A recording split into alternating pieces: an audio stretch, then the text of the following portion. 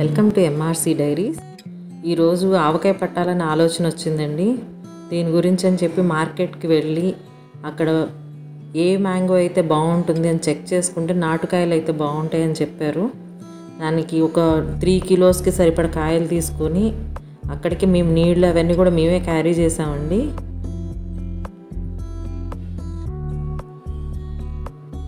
ఒక్కొక్క కాయని శుభ్రంగా కడుక్కుంటూ మళ్ళీ అన్నీ అయిన తర్వాత కూడా మళ్ళీ మంచి వాటర్ పోసుకొని మళ్ళీ క్లీన్ చేసుకున్నామండి. వాళ్ళ దగ్గర అయితే మంచిగా వాటర్ అవైలబుల్ లేదు, మేమే తీసుకెళ్ళాము. ఒక్కొక్క కాయని శుభ్రంగా తుడిచి ఏమాత్రం తడి ఉన్నా పచ్చడి పాడవుతుందని చెప్తే మొత్తం శుభ్రంగా తుడిచి అతనికి ఇచ్చామండి.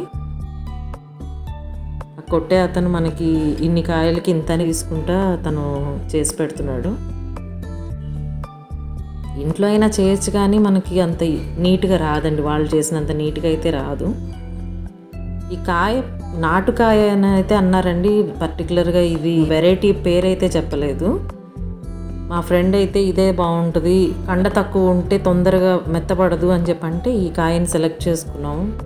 పెద్ద సైజు అయితే కాదు కానీ యావరేజ్ సైజు ఉన్న పులుపు బాగుందండి.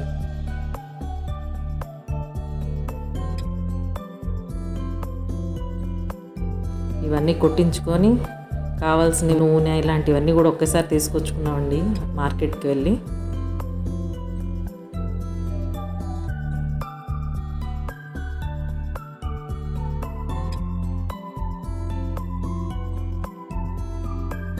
మార్కెట్లో పని అయిపోయిందండి. ఇంటికి వచ్చిన తర్వాత ఇక నా ఫ్రెండ్ నేను ఈ ముక్కల మీద సన్న లేయర్, ఆ టెంక్ ఉంటుంది కదండి, ఆ టెంక మీద పల్చటి లేయర్ ఉంటుందండి, అది కంపల్సరీగా తీయాలండి, లేకపోతే పచ్చడి పాడవుతుందండి. తనేమో ఆ లేయర్ తీస్తా కూర్చుంది.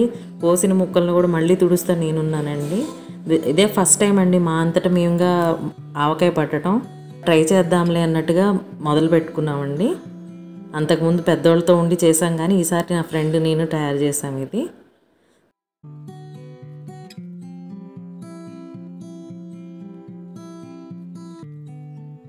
దీనికి కావాల్సినవి నువ్వు పప్పు నూనె దొరుకుతుందండి, ఆవపిండి, వెల్లుల్లిపాయలు, మెంతులు, కారం, ఎండు కారం అండి, ఉప్పు, రాక్ సాల్ట్ తీసుకోవాలి. దీనికి కావాల్సిన కొలతలు నేను చెప్తున్నానండి. ఇప్పుడు కల్లుప్పు 300 గ్రాములు ఆరెల్స్ ఒక గ్లాస్ తీసుకొని 2.5 గ్లాసుల కల్లుప్పు తీసుకోవాలండి. దీన్ని డైరెక్ట్గా వేయకూడదు, దీన్ని మిక్సీలో కొంచెం మెత్తటి పౌడర్ లాగా అయ్యేటట్టుగా చేసుకోవాలండి. చేసుకున్న తర్వాత కూడా మళ్ళీ మెజర్ చేసుకోవాలండి, ఇది కరెక్ట్ కొలతకు వచ్చిందా లేదా అనేది కూడా మెజర్ చేసుకోవాలి.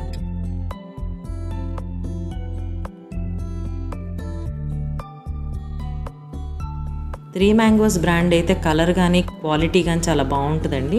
ఇది కూడా 2.5 గ్లాసుల కారం తీసుకోవాలి. అదే గ్రామ్స్లో అయితే 300 grams of red chilli powder తీసుకోవాలండి.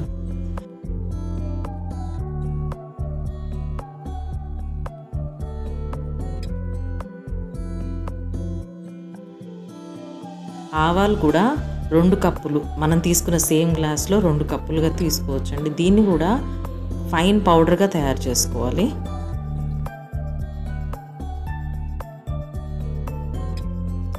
ఆవాలు కూడా మిక్సీ పట్టిన తర్వాత ఒకసారి చెక్ చేసుకోవాలండి, 2 గ్లాసులు మెజర్మెంట్ వస్తుందా లేదా అన్నది.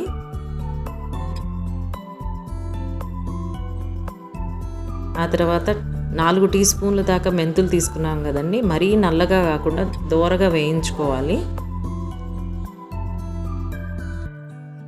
వేయించుకొని ఒక బౌల్లోకి తీసుకొని పక్కన ఉంచుకోవాలండి.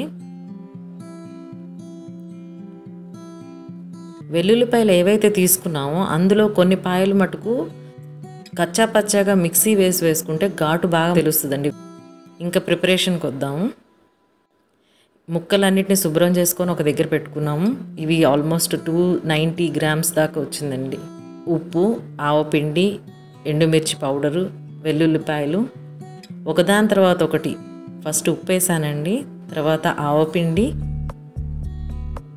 తర్వాత కారం,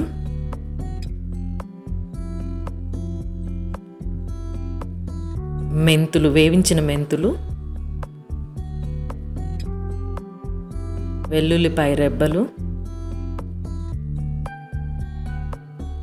ఇవన్నీ వేసిన తర్వాత పేస్ట్ చేసుకున్న వెల్లుల్లి కూడా తీసుకొచ్చి కలుపుకొని అంతా మిక్స్ అయ్యేదాకా కలుపుకోవాలండి.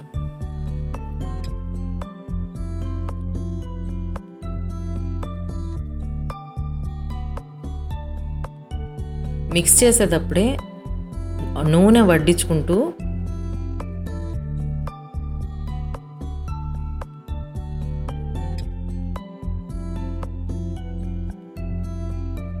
కొన్ని ముక్కల్ని ఇందులో కలుపుకుంటూ పచ్చడి మొత్తం ముక్క కంటేటట్టుగా చూసుకోవాలండి. కొన్ని కలుపుకుంటే అన్నిటికీ బాగా పడుతుంది.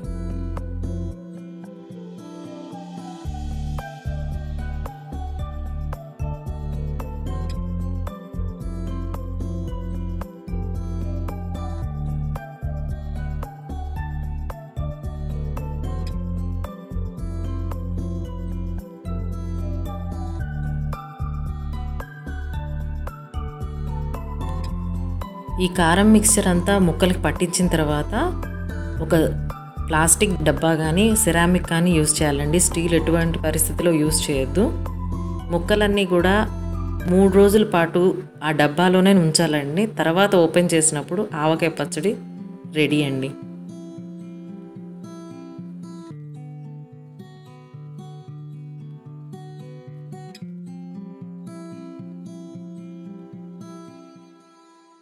ఈ వీడియో మీకు నచ్చినట్టయితే కామెంట్ చేయండి.